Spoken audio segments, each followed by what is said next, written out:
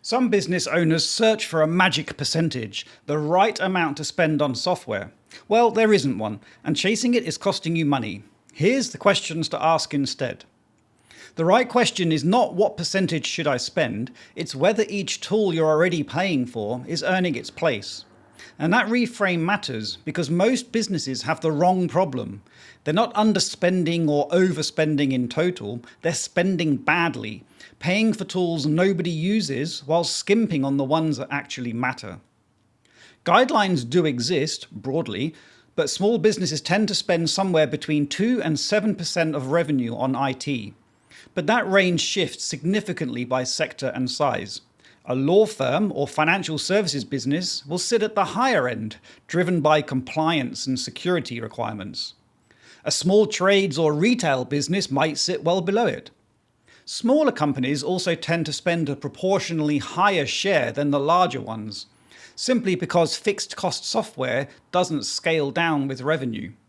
The point is, any benchmark you find is directional, not a target. So here's the practical framework. For every software tool you pay for, ask 3 questions. 1. Is it actively used? Not do we have access to it, but are people actually using it regularly? 2. Does it solve a named operational problem?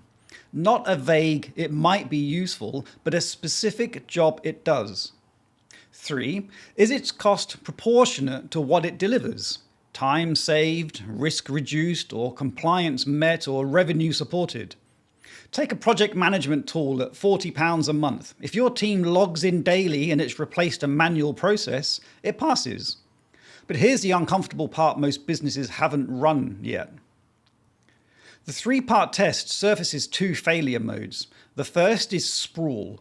Tools that overlap, duplicate, or simply sit idle while auto-renewing every month or year. The second is underfunding, skimping on the tools that carry real weight. Whether that's your accounting software, your security stack, or anything that touches compliance. Both are expensive mistakes, just in opposite directions. Overspending on idle tools is visible if you look. Underfunding critical tools is invisible until something breaks. 3 things inflate your real software spend.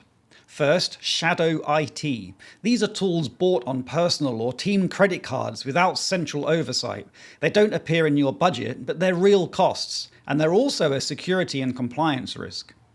Second, annual plans locked in before a value is proven. A monthly subscription you can cancel costs only 1 month. An annual plan you forget to review costs 12.